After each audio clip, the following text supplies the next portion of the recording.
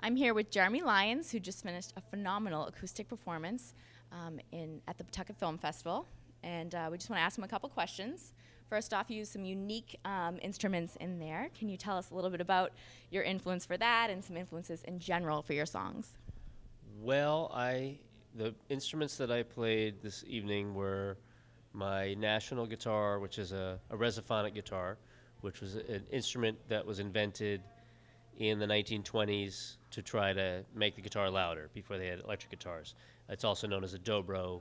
Dobro is like Kleenex. It's a brand name. It's a different brand, but it's a similar idea.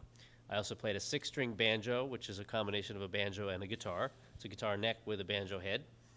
And that's also an old form of banjo wasn't very popular, but it was made in the early part of the 20th century and has become a little more popular now. I think the Dixie Chicks might use one, and so on and so forth.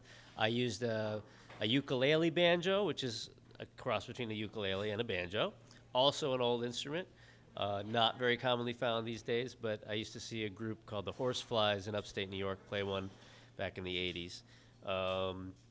I also played the Jew's harp, or the jaw harp, which is I should have brought it out here for the interview, but just a little thing, goingy, goingy, goingy, goingy.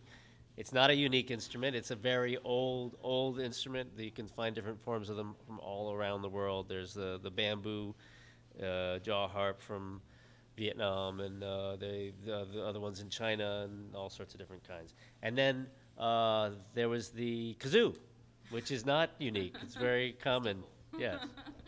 All right. And the influences you asked about, well, I guess I used to play on the street, and that's how I learned to play acoustically without any amplification, and so these instruments are all loud.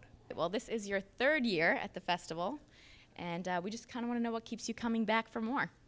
Well, Rick is very gracious, Rick Roth, and he's very nice to ask me back.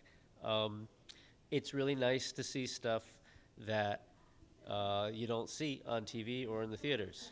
But I've seen some really, really good films at the festival, some not so good, but mostly really good and creative stuff, and it's just fun to see that. And then also the Q&A afterwards. Yeah. It's neat to see what the filmmakers have to say. So